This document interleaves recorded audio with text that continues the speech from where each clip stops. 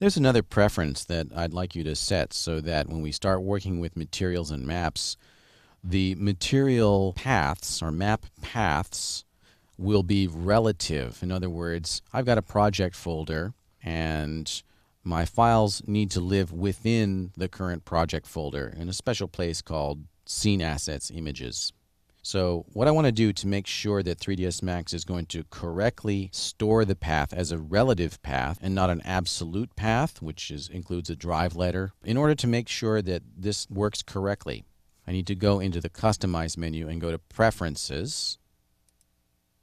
And in the Files tab, I want to flip this switch that says Convert Local File Paths to Relative. I want to have that turned on. We'll be talking about this in more detail when we get to materials and maps.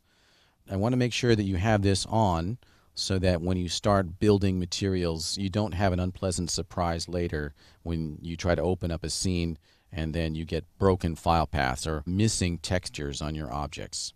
So convert local file paths to relative needs to be on, and that setting will remain this way on the current install of 3ds Max until we change it.